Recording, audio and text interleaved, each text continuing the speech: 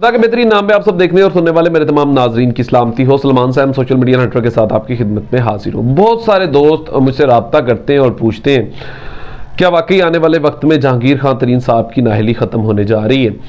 अगर तो जहांगीर खान तरीन साहब की नाअहली ख़त्म हो जाती है तो उनकी नाअहली के बाद जब वो ख़त्म हो जाती है तो उसके बाद वो इलेक्शन किस हल्के से लड़ेंगे।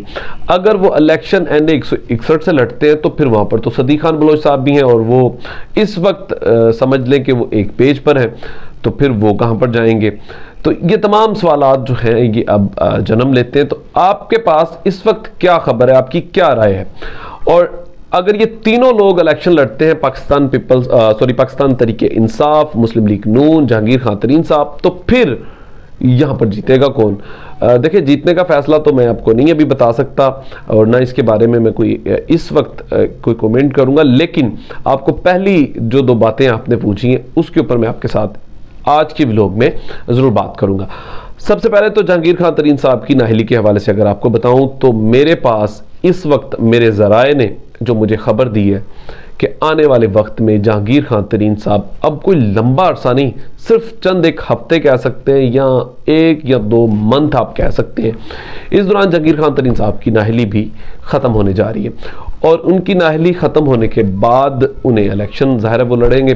वो अपने आबाई हल्का है उनका डिस्ट्रिक्ट लोधरा NA 161, जहाँ से उन्होंने भी इलेक्शन लड़ा, वहाँ पर उनके बेटे ने भी इलेक्शन लड़ा, तो वो वहाँ से दोबारा से ज़ाहिर है इलेक्शन भी लड़ेंगे।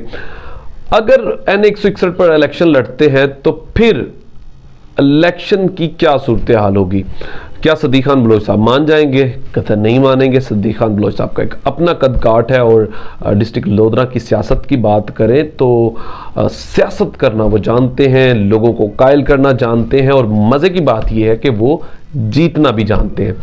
इस वक्त सदीक खान बलोच साहब और तरीन साहब का हदफ पाकिस्तान तरीके इंसाफ है। मियाँ शफीक साहब के पास अपना ज़ाती वोट बैंक के साथ साथ यहाँ पर पार्टी का वोट जो है वो बड़ा इस वक्त उनके साथ मायने रखता है कि वो जुड़ के इन दो बड़ों का मुकाबला करेंगे। लेकिन यहाँ पे अब जो सबसे बड़ा मसला होगा तरीन साहब की नाअहली ख़त्म होने के बाद कि यहाँ पर तरीन साहब अब अपने नून लीग के साथ इलेक्शन लड़ते हैं या वो अपना एक अलहदा ग्रुप बनाते हैं।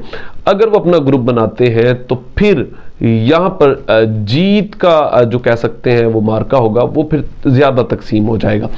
ज़ाहिरी सी बात है कि इस वक्त सदीक खान बलोच साहब का भी कद काठ बहुत ज़्यादा यहाँ पर तंदुरुस्त है, तो यहाँ इसी तरह तरीन साहब का भी कद काठ जो है वो यहाँ पर ठीक ठाक है, पैसे वाले भी हैं।